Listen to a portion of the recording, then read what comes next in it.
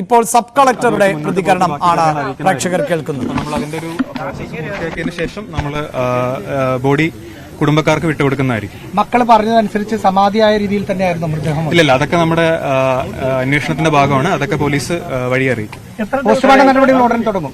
Postmortem നടപടികൾ നമ്മൾ ചെയ്യും. അതിനുശേഷം നമ്മൾ ബോഡി വീട്ടുകാർക്ക് വിട്ടുകൊടുക്കും. മൃതദേഹം തീർത്തും ജീർണിച്ച അവസ്ഥയിലായിരുന്നു. ഇല്ല, അതൊക്കെ നമ്മൾ അന്വേഷണത്തിന്റെ ഭാഗമാണ്. അതൊക്കെ പോലീസ് അവരുടെ റിപ്പോർട്ടിന്റെ ഭാഗമാണ്. അതൊക്കെ അവർ അന്വേഷണത്തിന് ശേഷം അറിയിക്കുന്നത്. വീട്ടുകാരുടെ കൂടി സഹകരണത്തോടെയായിരുന്നു സ്ലാബ് പൊളിക്കൽ നടപടി. വീട്ടുകാരോട് നമ്മൾ സംസാരിച്ചിരുന്നു. നമ്മൾ ഇതിനു മുന്നേ സംസാരിച്ചിരുന്നു, അതിനുശേഷം സംസാരിച്ചിരുന്നു. ഞാനും ഡിവൈഎസ്പി ഉണ്ടായിരുന്നു. നമ്മൾ അവരെ കാര്യങ്ങളൊക്കെ പറഞ്ഞ് മനസ്സിലാക്കിയിട്ടുണ്ട്.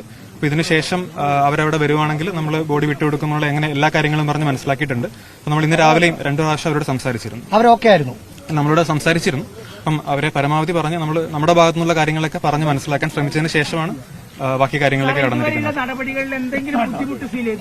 ഇല്ല, ബുദ്ധിമുട്ടൊന്നുമില്ല. എല്ലാം നിയമപരമായിട്ടായിരുന്നു. പോലീസ് ഇന്ന് എല്ലാവിധ സജ്ജീകരണങ്ങളും ഇവിടെ ചെയ്തിട്ടുണ്ടായിരുന്നു. അപ്പൊ നമ്മുടെ ജില്ലാ ഭരണകൂടത്തിന്റെ ഭാഗത്തു നിന്നാണെങ്കിലും എല്ലാം ഇന്ന് നിയമപ്രകാരം തന്നെയാണ് ചെയ്തത്. മറ്റ് ബുദ്ധിമുട്ടുള്ള കാര്യങ്ങളൊന്നും ഉണ്ടായിട്ടില്ല. അടുത്ത കേസ് പരിഗണിക്കുന്നതിന് മുമ്പ് നമുക്കൊരു പ്രാഥമികമായിട്ടുള്ള ഒപ്പീനിയൻ കൊടുക്കാൻ വേണ്ടി സാധിക്കുമെന്നാണ് അല്ലേ നിഗമനം?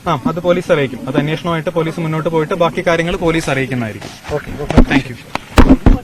സബ് കളക്ടർ ആൽഫ്രഡിന്റെ പ്രതികരണം ആണ് കേട്ടത്. കുടുംബവുമായി സംസാരിച്ചിരുന്നു, അവരെ കാര്യങ്ങൾ ബോധ്യപ്പെടുത്താൻ ശ്രമിച്ചിരുന്നു. ഇതുവരെയുള്ള നടപടിക്രമങ്ങളിൽ ഏതെങ്കിലും തരത്തിലുള്ള ബുദ്ധിമുട്ടുകൾ ഒന്നും തന്നെ നേരിട്ടിട്ടില്ല എന്ന് സബ് കളക്ടർ പറയുമ്പോൾ ഇനി പ്രതിഷേധങ്ങൾ ഉണ്ടാകുമോ? പോസ്റ്റ്മോർട്ടത്തിന് ശേഷം ഈ മൃതദേഹം എന്താണ് ചെയ്യുക? കുടുംബം വീണ്ടും മൃതദേഹം സ്വീകരിക്കാൻ തയ്യാറാകുമോ? ഒപ്പം നേരത്തെ എപ്രകാരമാണോ സമാധിയിരുത്തി എന്ന് പറയുന്നത് അത്തരത്തിൽ തന്നെ വീണ്ടും മൃതദേഹം സംസ്കരിക്കുന്ന നടപടികളിലേക്ക് കുടുംബം പോകുമോ? ഇതിൽ ഒക്കെ ഇനിയും വ്യക്തത കൈവരേണ്ടതാണ്. പക്ഷേ അതിനേക്കാളെല്ലാം പ്രധാനം എന്നത് ഗോപൻ സ്വാമി തന്നെയാണോ ഈ സമാധിയായിട്ടുള്ള വ്യക്തി എന്ന് പറയുന്നത് എന്നത് പോലീസിന് തിരിച്ചറിയേണ്ടതുണ്ട്. അതിനുള്ള പരിശോധന നടത്തും. ഒപ്പം ഈ മരണപ്പെട്ട വ്യക്തി എങ്ങനെയാണ് മരണപ്പെട്ടത്? അത് സ്വാഭാവികമായ ഒരു മരണമാണോ? മരണത്തിൽ അസ്വാഭാവികതയുണ്ടോ എന്നത് പരിശോധിക്കും.